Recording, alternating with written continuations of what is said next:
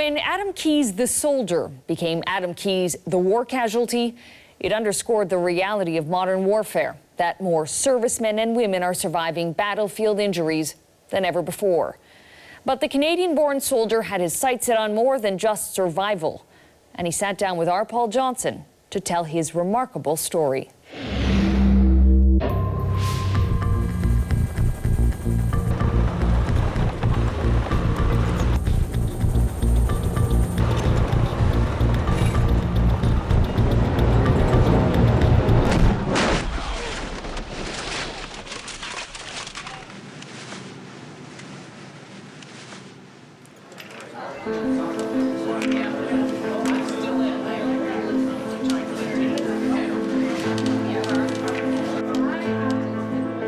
He came back from Afghanistan with terrible wounds, and they gave Adam Keyes a 1% chance of living. He's about to prove just how wrong they were. God damn.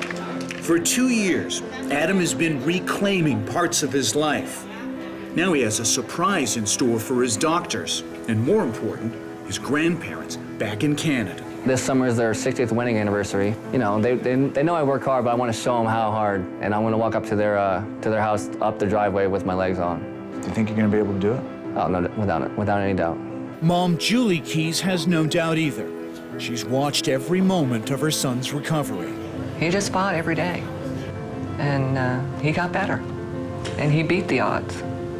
His immediate goal is to get up on those prosthetics and walk, basically get out of the wheelchair. On that road to recovery, Adam has a lot to think about. He's no longer the brash, gung-ho soldier of 2 years ago. Back then, he was in peak physical condition in another country. They call it route clearance. Combat engineers in Afghanistan in armored carriers looking for IEDs, improvised explosive devices planted by the Taliban. Today, Adam will talk about his mission only in the most general terms. Well, I won't get too much into it, but basically we are tasked to find bad things and bad people. And you were a specialist at that and an expert at that. Well, I certainly try to be.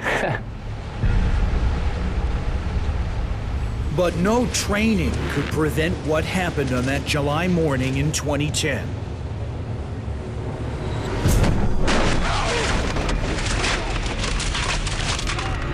This happens a lot in Afghanistan. Just hit an IED. But the bomb that almost killed Adam was much bigger. He was the lone survivor. His best friend, platoon mate Jesse Reed, was killed instantly. Adam was airlifted out on a medevac chopper, flown to a military hospital in Kandahar, where doctors fought to keep him alive. Injuries like his used to be fatal, but battlefield care is so good today that 95% of U.S. soldiers wounded in Iraq and Afghanistan survive. Back in the United States, however, doctors were appalled by the extent of his injuries. I was worried about whether we would get him out of the OR the first night. Would he survive just the operation? Maryland trauma surgeon Dr. Sharon Henry had seen a lot of wounded soldiers, but none like Adam. His lungs weren't working, his brain wasn't working well, his kidneys weren't working, so he had what we call multiple system organ failure. He was so sick that he had suffered a cardiopulmonary arrest, I believe a total of 5 times. His limbs were very damaged, and so weren't getting the blood flow, and that led to the amputations. One doctor came up to us and said he's catastrophically ill. And I just knew he would fight for every minute. He wasn't ready to go, and he fought to stay. He fought, but it was touch and go, a full 2 months before Adam regained full consciousness. What are your first memories of that? The first thing I remember is the nurse walking out of the room and I asked where I was. So that's how that all started, really. Really? Yeah. What was that like? Well, it was different. You know, the last thing I remember, I was where I was, so It's a reality check for sure. A reality check that horrified him. 2 legs, gone. Left forearm, gone. His torso, a patchwork of skin grafts, and even the slightest movement was agony. That's when Dr. Henry began asking the hard questions. You want to be honest with his family as far as what to expect. Are we going to do a lot of this physical work and have a patient who is vegetative or not responsive at all? Is this going to be, someone they'll never recognize again? Julie Keys never lost hope. He's very strong, and I don't think they give a lot of these guys credit for the will to survive and how strong it actually is. Julie's online journal marked the day Adam turned a corner. July 16th, 2011. We have passed the 1-year mark on this journey. In the military, they call this your Alive Day. Alive Day. No brain damage, and looking to the future. A future he would walk into. That meant hours of therapy every day, building muscle strength, regaining balance, and the endless visits to the operating room. You had how many surgeries, Adam? Over 120. 120 surgeries. Yes. And you're smiling, you joke around, you're living your life. Where do you get the courage? Well, it's too easy to roll over and give up. And that's not something that we do, especially not the airborne guys. You have a very strong will to live. Well, yeah, I want to stick around for a while, that's for sure. Where do you think that comes from? I guess my family ties. I was just raised that way. Family ties, and something to prove to his granddad.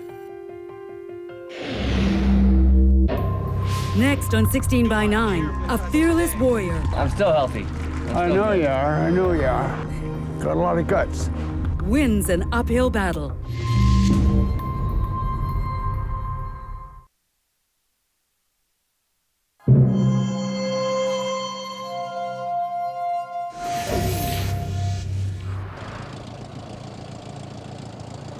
A military airfield near Fort Bragg, North Carolina, got an unusual visitor last March. A Canadian-born triple amputee named Adam Keys, getting his life back after a Taliban bomb almost killed him. Looks like you're all dressed up, ready to attempt skydive with the Golden Knights. I am. I'm pumped. Kind of a special occasion, yeah? It's like you're gonna be your 10th jump? My 10th jump. Wow. First one from this high. I understand your mom has 9 jumps. She's gonna jump with us too. Yeah, she wants to tie me. All right, well, in a few minutes here, our airplane's gonna be down here. We're gonna get on it, go up to 13,500 feet, and do 120 miles an hour back towards Mother Earth. Beautiful. Are you guys ready? Absolutely.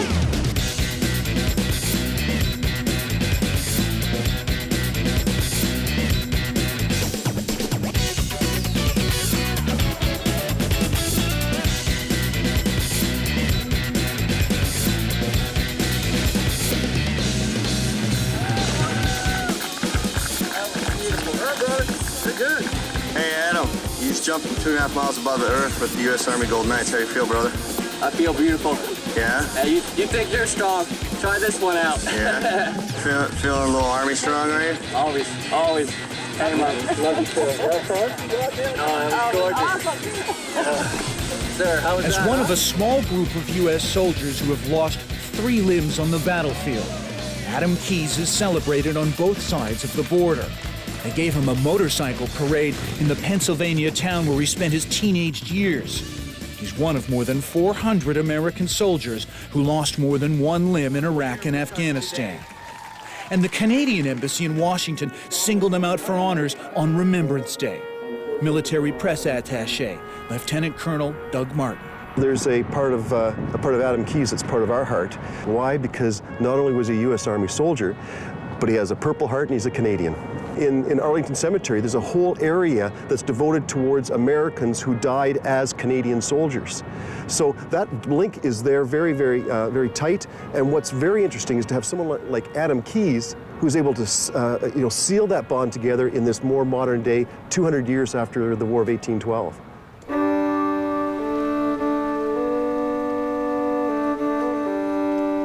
A few weeks later, another city, Halifax, where Adam will show family members that he's no longer tied to a wheelchair.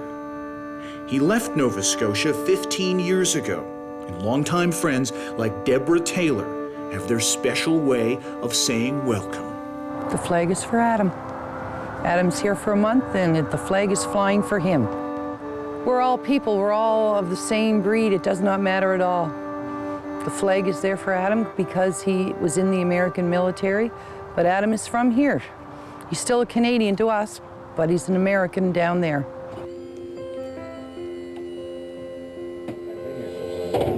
He's back near his Canadian roots.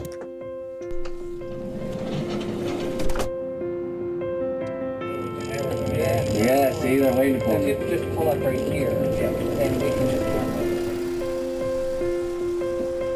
Months of therapy, endless operations. It comes down to this. Adam calls it all part of his crazy-ass life. First, a hug from his grandmother Elizabeth. Then he straps on the carbon fiber legs.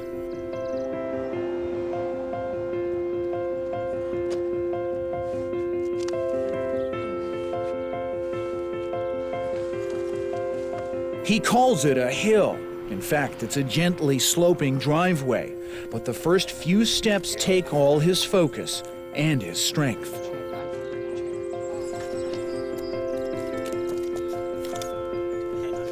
Watching closely is his grandfather, Tom. Oh, Jesus.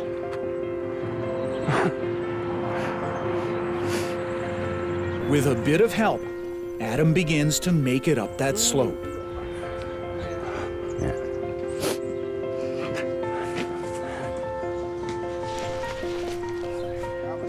Once it gets flat, it's a lot easier. Finally, the uphill climb is over.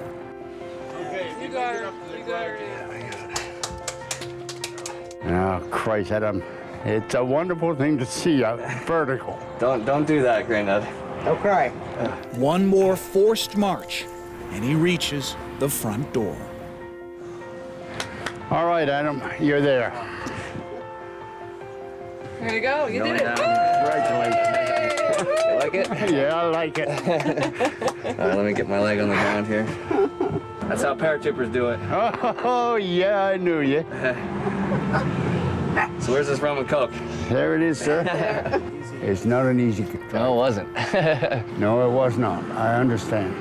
But you did it. Yeah, it's done now. What a damn shame it is. He was a healthy boy, and he's not anymore. I'm still healthy. I'm still good. I know you are. Got a lot of guts. And that's a nasty driveway to walk up, especially with this. But he did it. Damn it. That's the easy part. Yeah. That's how it's been from the beginning. Yeah. One day at a time, one step at a time. So we used to get up and say, this is what we're going to do today. And then at the end of the day, I'd write my journal, and then we'd start the next day again. It was a while before we could get to next week and next month, but we knew we'd get there.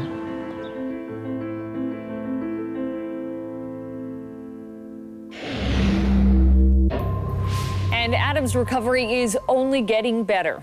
We're going to leave you tonight with images from his first public walk onto a Pennsylvania stage. Thank you for watching. We will be right back here next Friday night. Hope to see you then. And tonight we raise money for Adam Keyes. Adam, come on out here, bud.